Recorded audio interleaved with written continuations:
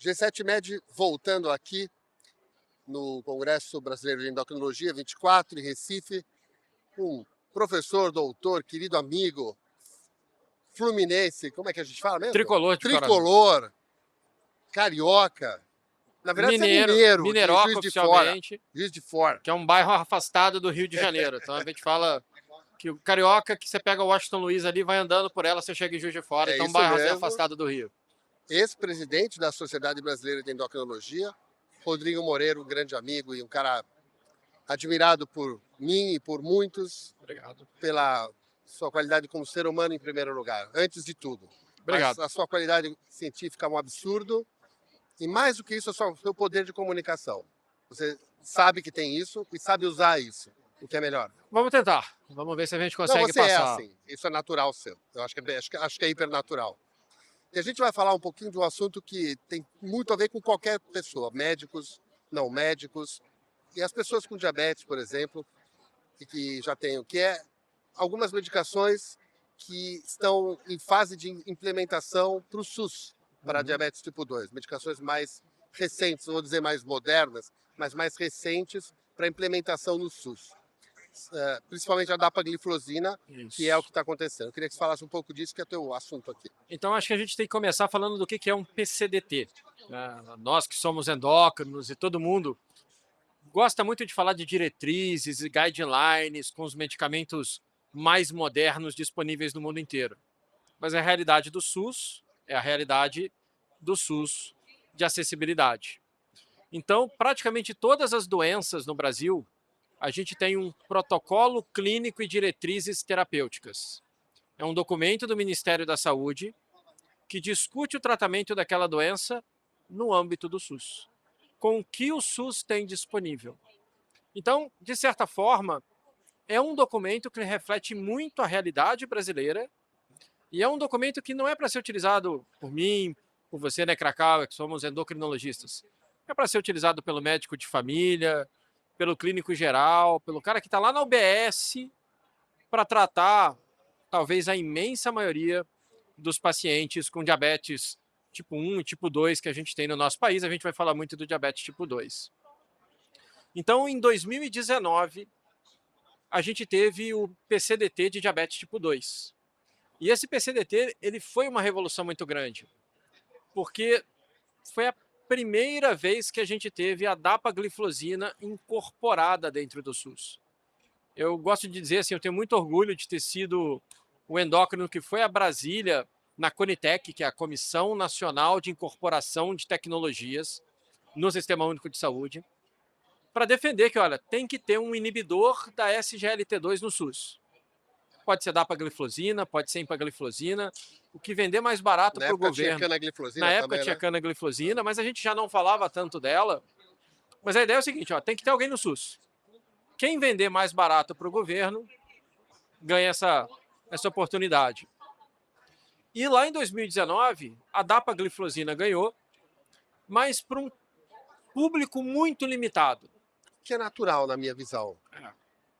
Você não sabe como vai acontecer se você coloca para toda a população que a gente considera, a questão de custo começa a ficar um pouco alta. É interessante começar num nicho menor. Isso. E a gente está falando de uma doença de 15 milhões, né, Cracau? Sim. Você quebra o SUS, né? Você tá falando, olha, eu vou disponibilizar um medicamento para 15 milhões, 10 milhões, vamos dizer, vai.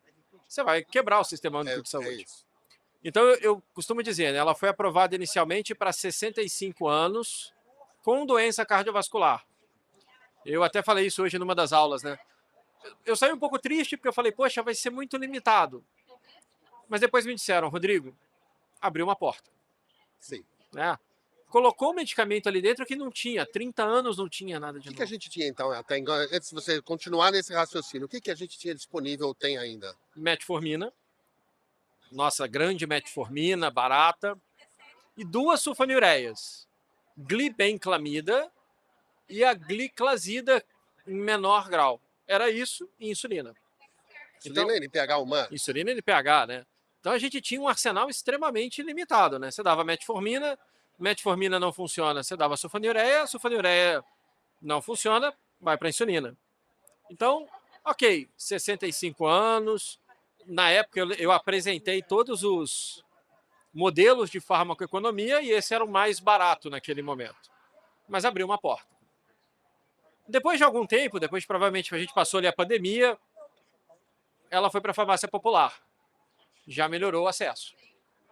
E mais recentemente, para a farmácia popular de graça para os pacientes com Bolsa Família. Então, Muito interessante isso, hein? você já começa.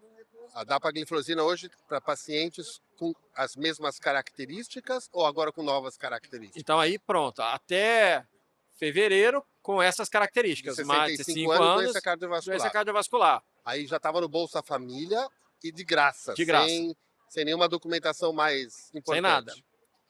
Em 2023, me convidaram de novo para ir à Conitec para discutir a possibilidade de ampliar, da gente tentar baixar essa idade. E é engraçado, né? A gente que defende muito a medicina baseada em evidência. Com tudo que saiu de informação, foi uma discussão muito mais fácil do que a primeira. Não teve muita contra-argumentação, né? Os dados eram tão fortes, tão robustos, que foi mais fácil.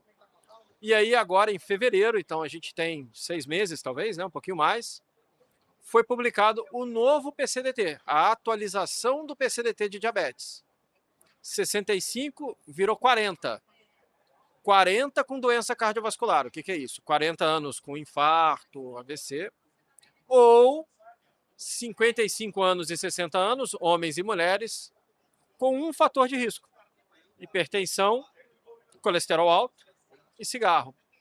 Então a gente sabe que com isso vai ter uma ampliação gigantesca na acessibilidade da dapagliflozina para os pacientes com diabetes no SUS. Então assim, Rodrigo, mas eu não vejo isso ainda. Calma, né? O nosso país não é veloz, né? Publicou num dia, no outro está valendo. A própria lá de 2019 demorou, mas é aquela coisa, a porta que tinha sido um pouquinho aberta, não vou dizer que foi escancarada, mas já se abriu consideravelmente.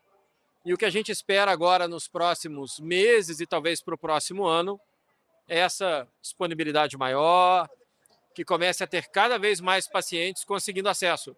Eu estava na aula agora com uma cardiologista de Curitiba, e Curitiba é uma cidade que já implementou isso. Ela falou: olha, Rodrigo, lá a gente já está conseguindo esse acesso muito mais rápido. Então, vai ser lento, mas provavelmente a gente vai ver isso acontecer nos próximos meses, no próximo ano.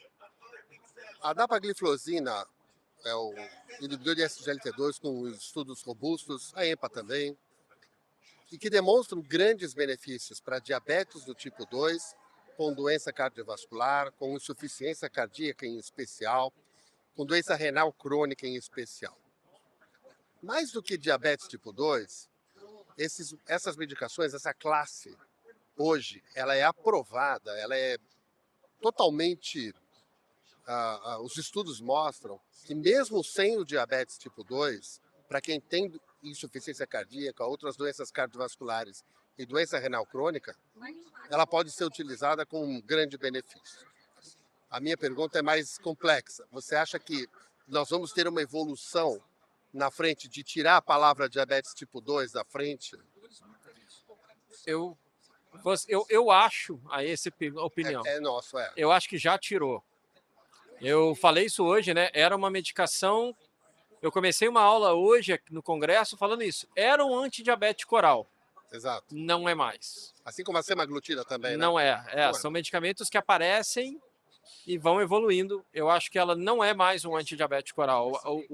Ou não é apenas? Não é apenas. Talvez seja essa a palavra, não é apenas. A própria bula já mudou. Então, eu hoje comecei a aula até mostrando a bula da dapagliflozina em 2014 e a bula hoje. Então, 2014 era isso, aprovada para o tratamento do diabetes. Depois começou a aparecer, aprovada para a prevenção de insuficiência cardíaca, morte e doença renal no diabetes. Agora já tem lá, indicada para insuficiência cardíaca, indicada para doença renal crônica. Então é isso aí. Na verdade, ele é um pilar do tratamento da doença renal crônica independente do diabetes. É um pilar, não é só um tratamento a mais. E da insuficiência cardíaca, né? Virou uma medicação assim, obrigatória, né? E aí vem talvez a maior mudança, né? Agora, 13 de setembro, então estamos falando de um mês atrás, foi publicado o PCDT de insuficiência cardíaca, com a chamada fração de ejeção reduzida, e está lá a dapagliflozina. E 16 de setembro foi publicado o PCDT de doença renal crônica. Está lá a dapagliflozina. E aí não tem a taxa, o limite da taxa de filtração glomerular? Não, isso, pô, mostrei isso na aula hoje, muito legal. Exatamente, porque Porque não é diabetes. A bula, eu mostrei essa foto hoje, né? 10 anos atrás, estava escrito na bula, não usar em pacientes com perda de função renal. Estava lá, escancarado. Como é que está agora? Não. É para usar no paciente com doença renal. É uma droga que muda o que a gente chama de história natural, né? Muda a história natural da insuficiência cardíaca, muda a história natural da doença renal crônica. E o mais bonito para a gente, né? Mais do que mudar a bula, é no SUS, no Sistema Único de Saúde. E essa é a minha última pergunta para você. Como você acha que a SBEM, a SBD, as sociedades médicas e clínica médica devem atuar para educar o clínico que está no posto, que não tem uma formação de especialidade, o médico da família, o dito, né? Porque tem o médico da família que tem boa formação, o clínico geral também, mas tem muita gente que não tem formação nenhuma e está como clínico. E que ele tem a disposição para ele, para preencher um documento e ter, beneficiar essa quantidade gigante de pessoas que precisam. Qual é o papel das sociedades para isso, você que foi presidente da SBEM? Eu acho que vai um pouco, a palavra muitas das vezes é repetição, né? Essa educação não se faz, olha, vou fazer um treinamento hoje e acabou. Eu acho que esse treinamento tem que ser muito contínuo. A gente passou por isso há talvez 15 anos atrás, quando as estatinas de alta potência foram incorporadas no SUS. A atorvastatina também foi um trabalho lento. Eu acho que tem que ter um trabalho de educação continuada, mas é continuada a palavra, não é educar uma vez. O Ministério da Saúde tem um projeto de educação continuada para a medicina de família que estava esperando verba. Então esse projeto estava pronto, é um projeto que está estruturado para exatamente treinar as unidades básicas de saúde, os programas de saúde da família, como utilizar a medicação. Porque é uma medicação fácil de usar. Muito fácil. Tem detalhes, mas eu acho que a gente lembra, né, Cacau, quando ela chegou, que a gente tinha um monte de... Muito. Né, cuidado com isso, cuidado com aquilo, e a gente foi vendo que, cara, é muito mais fácil. Muito tranquilo. Né? Então, eu acho que agora é isso. A parte mais difícil foi feita, convencer o Ministério da Saúde de que a medicação ela é economicamente importante. É custo efetiva. Ela é custo efetiva. Ela vai custar, quando a gente olha os modelos que foram apresentados, é muito legal. Ela vai custar tanto esse ano, vai custar tanto ano que vem, vai custar menos daqui a 3 anos, daqui a 4, daqui a 5 anos. Não tenha dúvida. Está economizando. Então, na hora que você mostra isso para o Ministério, o nosso país tem todas as dificuldades políticas, mas os caras lá falaram, beleza, é para o longo prazo e a gente vai pensar nisso também. Agora é educar para que nos próximos anos a medicação vai sair da nossa mão e vai para isso. A gente tem que pegar esse cara lá na unidade básica de saúde, no programa de saúde da família, prescrevendo. A gente vai ver uma mudança para os nossos pacientes com diabetes, para os pacientes com IC da cardiologia e com doença renal crônica da NEF. Gente, eu não falei que o negócio era bom? Excelente, Rodrigo, adorei, achei assim, extremamente didático como eu imaginei, porque a gente consegue entender a história total de como ela começa até esse momento agora, talvez até como será. Super te agradeço, obrigado demais, mais uma vez. Prazerzão. Estamos sempre juntos, hein? Precisando também de expandir a educação, é isso que a gente faz. Eu acho que esse é um dos papéis que a gente tem também. Maravilha, foi um prazer aí, prazer ter essa conversa aí com o meu amigo Krakauer e com todo o grupo do G7. Obrigado.